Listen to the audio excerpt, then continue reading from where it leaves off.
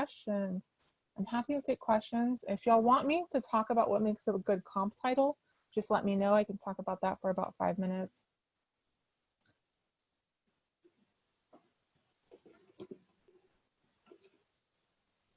No questions?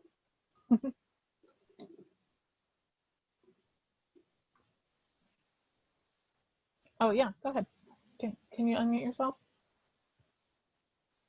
Unmute. You hear me? Yeah. Maybe you're going to discuss this later, but when do the submissions for Pitch War 2021 happen? I didn't see 2021. If we get that far, yeah. If we don't quit before then. No, let me stop my sharing so I can see all of your lovely faces. There we go. All right, so we don't know is the answer. So basically what happens is the submissions for Pitch Wars 2020 open in 10 days, right? And then the agent showcase is in February of 2021. And at that time, after the showcase is over, then we do an assessment of our volunteers, right? So we decide who's going to be the managing director next year, what committee members are going to stay for next year, and what committee members are going to go, and who we need to replace those officers. And then once we have all the officers, that's when we decide our schedule. So we usually don't announce our schedule until late spring, early summer of the year. But usually it's in the fall then. Yeah, the last 3 years, but it's been in September. It's usually been right around my birthday. My birthday is the 24th. Last year it opened on my birthday. But we probably won't change it drastically, so I would assume that it would be mid to late September again. We just want to, this year we failed to avoid Yom Kippur, so we had to, the submission window this year is 5 days because it was over Yom Kippur and we didn't realize it, and so we extended it 2 more days. So yeah. Do the mentors usually stay approximately the same from year to year, or is there a big turnover? I would say it's like I think it's like 30 to 40% of them are new each year. Since we've been doing applications, we've only been doing applications for 3 years. Before that, it was a much different situation, where basically mentors were like, yes, I want to mentor, and then if we needed more, we would recruit more. And I say we, I wasn't on the board then, but that model developed some issues. Like there were mentors that were continuing year to year who weren't really performing very well, and so we developed the application process so that we could make sure that we were getting good mentors, in not welcoming back members that did not perform well the year before. It's been working really well for us. We have really great mentors. We have, some like best-selling, award-winning authors as mentors. We have a Newbery medal winner as a middle grade author mentor this year. So, but there's a lot of crossover too. There's a lot of carryover, and not everyone who was a mentor previously, like you don't automatically get in if you were a mentor previously. You still have to go through the whole application process. So there are standards and before you accept somebody as a mentor. Yeah, we have a selection committee that goes over the applications. Yeah. Kate? Oh, sorry. Is all this done pro bono, or if there's any remunerative value to what you guys are doing? No, it's 100% volunteer. Everyone's a volunteer. Even our lawyer is a volunteer, which, like, do you know how hard it is to get a lawyer to volunteer? But yeah, everyone's a volunteer. Okay, thank you. Yeah. Kate, do you want to unmute yourself? Thank you, Sarah. So I'm going to do the application this year for the first time. Oh, okay. Yeah. And, I don't know. I'm aware of the fact of how large it is, but I'm not sure if the whole group is. Could you tell us how many people applied last year to be mentees, and how many people were actually selected to be mentees? Yeah. We have 110 slots And those are split up between adult, young adult, and middle grade. So this year it's, I don't know how to do math. I think it's somewhere around, don't quote me on this, 19 middle grade spots and 45 each young adult and adult spots, somewhere around there. And that is based on some submissions too, right? So, excuse me. So last year we got about 3,600 submissions.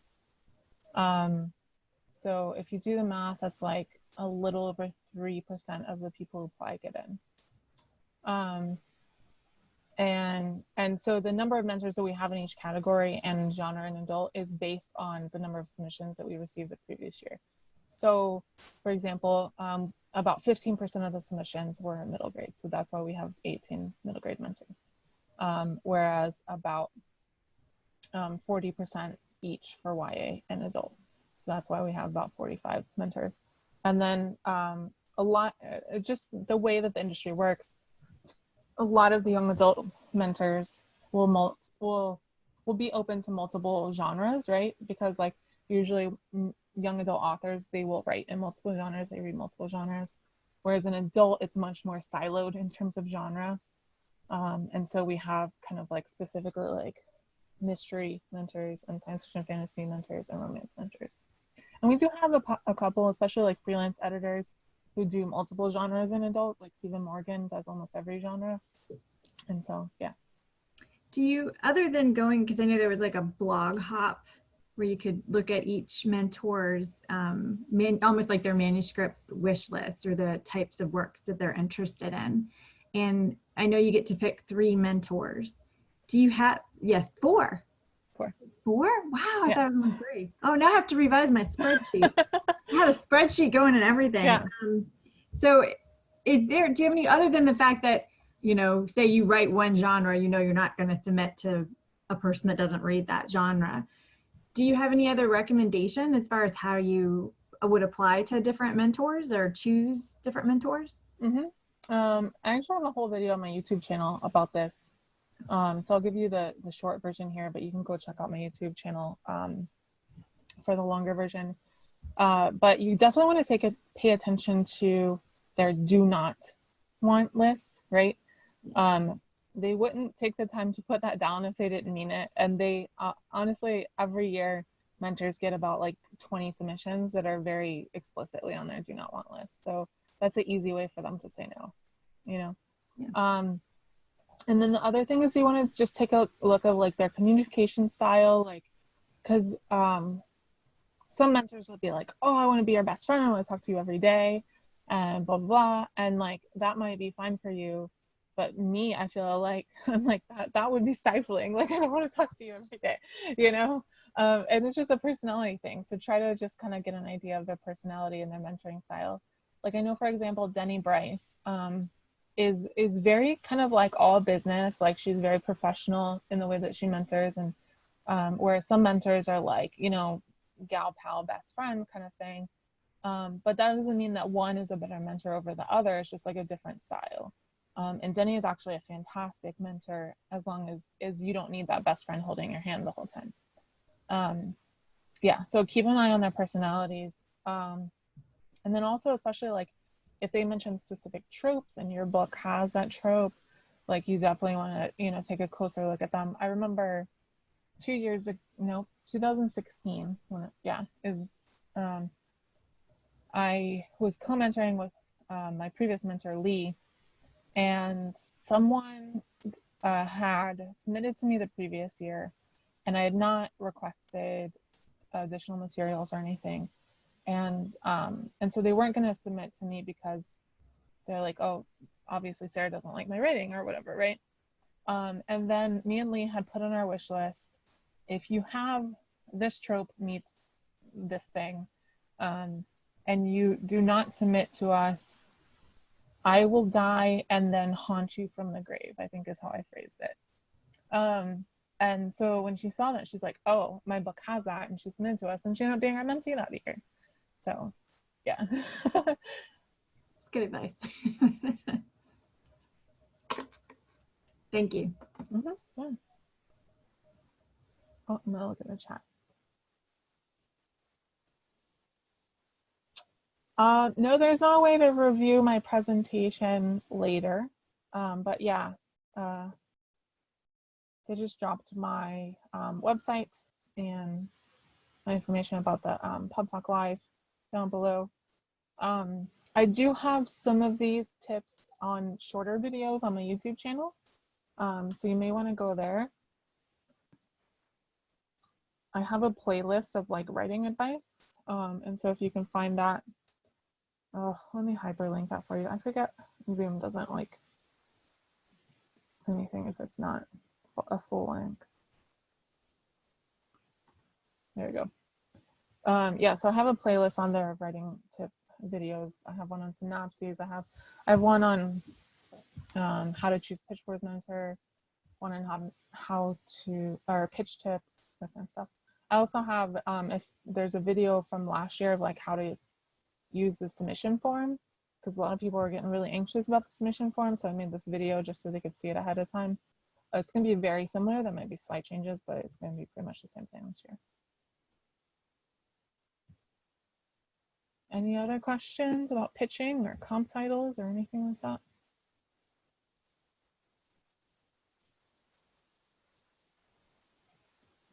Querying?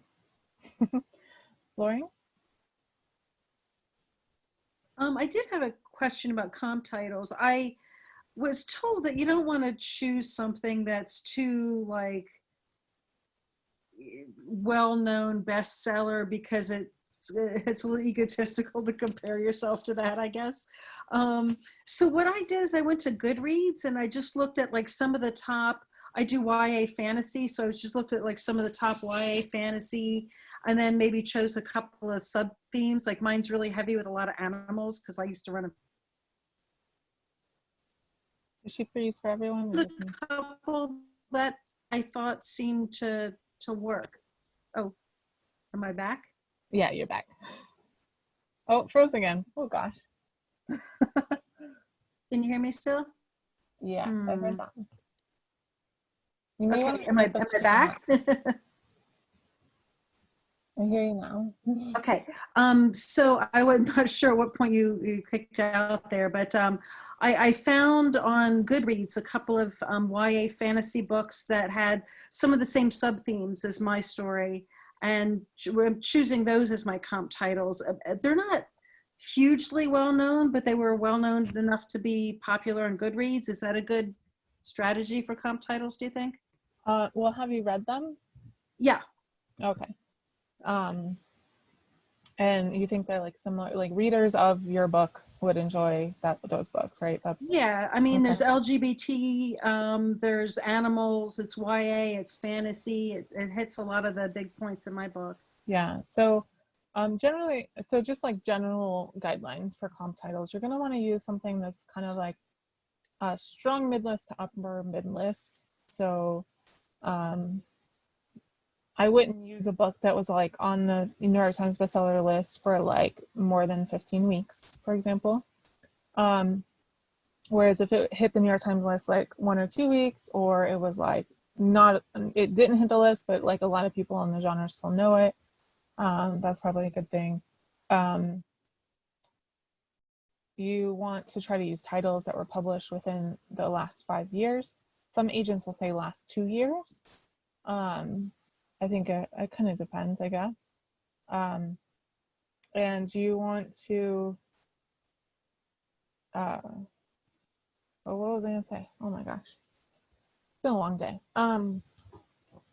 Yeah, so recent, and also you don't want to use anything too big because one, it does imply that you have unrealistic expectations as to the sales success of your book. And also sometimes when you say, when you use like a big comp title, so if, for example, if you say that your Star Wars is a comp title, which isn't a book, but it's, you know, not only is it wildly successful, Star Wars is so many things that I don't know exactly what you mean by that, because I don't know if you mean that it's a science fantasy or if you mean that there's like a mystic element, or do you mean that there's a oppressive government. And so because a story like that is so big, using Star Wars as a comp title could mean so many different things. Does that make sense? Ayana said something really good on our mentor chat the other day. She said one of her mentees wanted to use Game of Thrones as a comp title. And she had the same thing. She's like, well, I don't really see it as a comp title because like it was just very different style, very different storytelling styles, that kind of thing. And so after a long conversation with her, she discovered that, and the way that they went with it was to say they used 2 characters from Game of Thrones as a comp title instead. So they used Jon Snow and Daenerys Targaryen. So they're like Jon Snow and Daenerys Targaryen in the North African desert. And so that gives you a better idea of the story, rather than saying Game of Thrones, which is this huge, like, multifaceted world, right? Any other questions?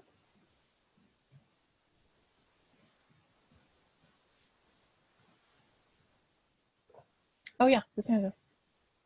Is it Cassandra or Cassandra? Cassandra. So, so you and Kate were talking about something earlier about application and mentors and mentees. I think I missed what that was for. Oh, that's for Pitch Wars. Okay. I'll drop the link for that in the chat too, so you can see more information. There's a page that's called New Start Here, and that's going to be the place to start, obviously. Sorry. And then there's also an FAQ page that has like a whole bunch more information on it as well. Okay. It's an annual mentoring event. Thank you. Mm-hmm.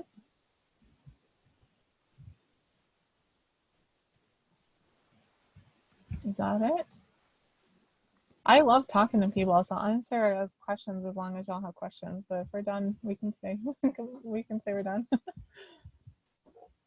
Sarah, I had a question for you. I write YA contemporary, and it seems like Pitch Wars, Pitch Mad, Pit Mad, all those things are very siloed and they're very specific genres. To like, there's a lot of fantasy. So I was wondering if you have any suggestions for somebody who writes contemporary. It's funny because people often associate YA fantasy with Pitch Wars, and the reason why is because Tomi Adeyemi's Children of Blood and Bone came out of Pitch Wars. It's the most successful title come out of Pitch Wars. And so I think that's why it has that YA fantasy association. And we do get a lot of YA fantasy submissions, not gonna lie, but how do I say this?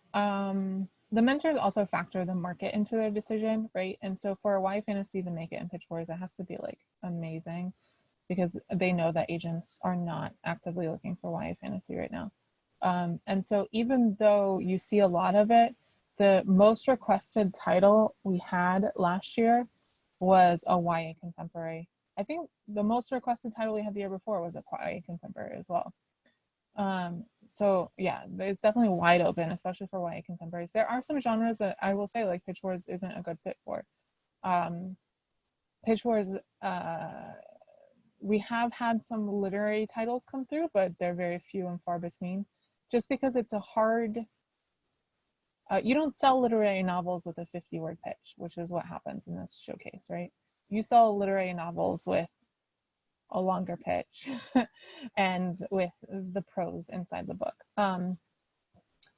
So we're open to middle grade, all genres. We're open to YA, all genres. We're open to adult, but the majority of the mentors in adult are romance, science fiction, fantasy, mystery, thriller, women's fiction. There are a couple that take memoir. It's not really focused on memoir. I think that's it. If you have a genre that you're curious about, let me know and I'll tell you. Horror, yeah, horror, I forgot about that. Victoria asked, comp titles don't need to be exact, right? No, so comp titles are just trying to give you like kind of the right feel, right? And so I keep using this phrase, but it's exactly what it is. It's like, if readers enjoyed this book, they're not gonna enjoy your book. Or alternately, if readers enjoyed this element of this book, then they're going to enjoy your book, right? So yeah, they don't have to be like, this book is exactly like my book. That's obviously not what you want. But Kate.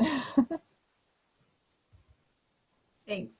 So I did notice that with the mentors, that there maybe was one duo that was like straight literary. If you have a book that you can pitch as either upmarket or book club fiction, I know there's a couple of women's fiction writers in the group. That's usually like a pretty amalgamous term, but if you have two male protagonists, you probably aren't going to pitch it as women's fiction. Is it better to pitch it more as like a book club thing, more commercial? I think there are quite a few mentors who are looking for what I would call it like upmarket commercial fiction, right? Yeah. And so like one of the examples that comes to mind is Baby Teeth by Zoe, oh, I can't say her name. It's Swedish or something. Yeah, so Baby Teeth was a Pitch Wars book, and it's funny because everyone is surprised when I tell them that, because it's not what people think of when they think about Pitch Wars. But it is definitely, it's like a literary thriller, kind of literary psychological thriller. Yeah, so you do have fewer options, obviously, for mentors to submit to, but it's definitely a possibility. It makes the application a little easier. If you It like does. the mentor list and they're like, we're looking for YA romance. You're like, well, it's not that. Yeah. Yeah. If you write YA contemporary, you have a lot of tough decisions to make because there are a lot of mentors who take it. We do have a lot of science fiction writers in the group. We have a lot of fantasy writers and YA writers, a ton of YA writers. So it's a great organization. I'm gonna pitch it back at them, but it's a wonderful organization. And PitMad is the Twitter component where you can do really short pitches once a quarter, and agents will scroll through and search for your pitches. So I've done it. It's a little overwhelming, but it's a great group. It's a great organization, and you really have nothing to lose but your time. You know, you have to make the investment to pick the mentors that you want to apply for, to write your Pitch Wars, your PitMad pitches. But at the end of the day, it's an opportunity that people are volunteering to give to you. So it's something to really consider. I've been thinking about it for a year, so it's not something to like jump into. Don't like throw your thing at it tomorrow. But I think it's a really good program. Like I really do, and a lot of writers have benefited a lot from it. I think because it's so big, and because it's like so many big deals have come out of it, the expectations have changed a little bit. So I think as long as writers keep their expectations in check, because it can't be everything for everyone, right? And that's kind of the problem that we have, is sometimes people get mad because we can't do everything for everybody. Like we get people who get mad at us because we don't send detailed feedback to everyone who submits, which is just an unrealistic expectation of volunteer mentors, right? People get mad because they don't get selected. Only 3% got selected last year, you know? And it's not because, like, sometimes people are like, oh, you must hate writers, you reject so many of them. I'm like, we literally spend hundreds of hours every year volunteering for this organization. It's not because we hate writers, you know? And so, yeah, sometimes you'll see some people who have put too much of their hopes on Pitch Wars, and then they get disappointed. So I always tell people, just think about it the way that you think about sending one query letter. Like put that much emphasis on it. You're not going to put your entire like hope and dreams on one query letter, right? Yeah. So as long as you can keep your expectations in check. And also I will say, even if you don't get in, I think it's a great opportunity just to network with other writers, because there's a huge community online surrounding it. A lot of people trade critiques before the submission window opens. We do like a Twitter and Instagram game while the mentors are reading submissions to help people find each other and kind of like connect with each other. A lot of people find their critique partners, even if they don't get into Pitch Wars, from other Pitch Wars participants. I know I doubled my Twitter followings, which is not saying a lot because Twitter is not my main platform, but just because of Pitch Wars. and working with other writers to learn about their pitches, or, you know, retweet their pitches, and they, you know, being in that kind of a group. So if nothing else, it's kind of a crash course in social media engagement. Overwhelming, but it's fun. So I encourage, yeah, and the next one of that is coming up December. So Yeah. It's not, this is complicated to remember, but it's always the first Thursday of the third month of every quarter. but it's all on the website. So Yeah. anybody that wanted to, it's pitchwars.org. That pitchwars.org, and then if you want to know about PitMad, which is specifically the Twitter pitching event, pitchwars.org/PitMad is the short link to get to it. Thank you. Thank you.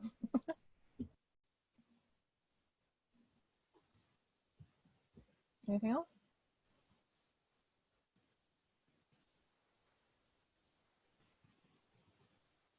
Okay, I guess that's it then. Thank you all. Oh, thank you. You can find me, I think, yeah, she put my website in there. I'm also on Twitter at Sarah_Nicolas.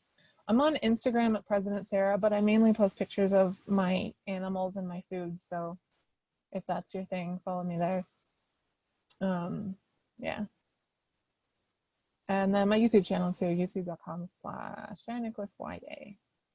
Sarah has an H, Nicholas has no H. I should have chosen a different name.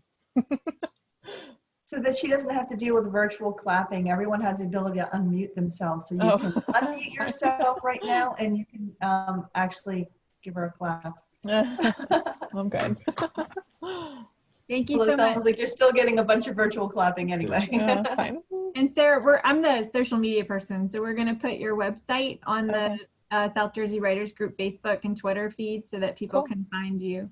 And if you ever have any books that come out, feel free to contact us. We're happy to promote past presenters in the future. So thank you so much for your time. What is a comp title? A comp title, like I said, is if you like this book, you'll also like this book. That's basically, in summary, what a comp title is. Comparative title, or some people use the phrase competitive title as well. I don't like the competitive. I like the comparative. Sarah, also, I think it came up too that sometimes it's not just books, that you can use movies and you can use TV shows, right? You can. Some agents don't like it. Some agents do. So it's like one of those opinion things. I find the most effective ways to use other media as a comp title is to do it in the XYZ meets XYZ format. So you could be like, you know, Firefly meets Pride and Prejudice or something like that. Because the other thing about comp titles I didn't mention, I should have mentioned this.